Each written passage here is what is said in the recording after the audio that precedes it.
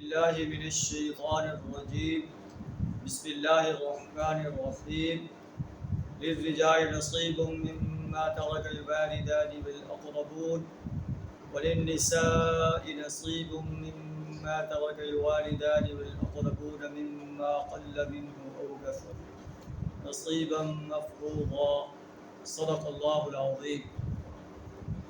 یہ سورہ نساء کی آیت نمبر 7 آپ کے سامنے تلاوت کی ہے۔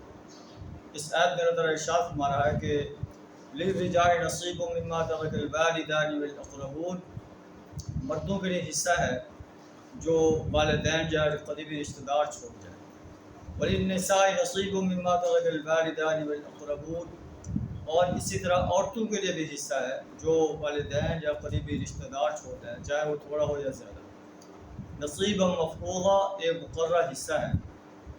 جو مرد کے لیے 2 حصے اور عورت کے لیے 1 حصہ ہے۔ اس میں وراثت کا قانون بیان فرمایا گیا ہے کہ مرد اور عورت جو ہے وراثت میں وہ حقدار ہیں، اور وراثت جو ہے وہ اس وقت تقسیم ہوگی جب جو ہے والد والدہ یا قریبی رشتہ دار فوت ہو چکے ہوں۔ فوت ہونے سے پہلے جو ہے مما ترک، جو چھوڑ جائیں، اس کا مطلب جب اس دنیا سے رخصت ہو جائیں اور وہ کوئی ترکہ چھوڑ جائیں، وراثت چھوڑ جائیں، مال چھوڑ جائیں، زمین چھوڑ جائیں اور جائیداد چھوڑ جائیں، پھر ان کی وراثت جو ہے وہ تقسیم ہے۔ قانون وراثت جو ہے انسان کے مرنے کے بعد جو ہے وہ لاگو ہوگا۔ بعض کا لوگوں کو میں نے دیکھا ہے کہ وہ اپنی زندگی کے اندر اپنے اولاد میں وراثت تقسیم کر دیتے ہیں اور پھر انہیں جو ہے بعض کا مشکلات کا سامنا کرنا پڑتا ہے۔ ایک آدمی کو میں نے دیکھا کہ اس نے اپنی زندگی میں ایک اس کا مکان تھا وہ تقسیم کر دیا، تو جب اس کی موت ہوئی تو وہ موت جو ہے اس کی ایک کرایہ کے مکان میں،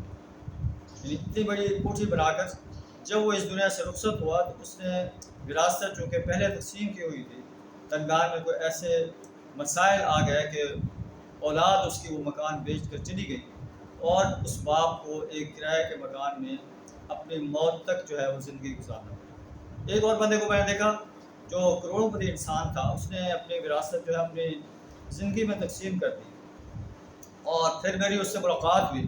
تو اس نے مجھے اپنی بے بسی کا اظہار کیا کہ میں نے کروڑوں کی جائیداد جو ہے وہ بنائی ہے،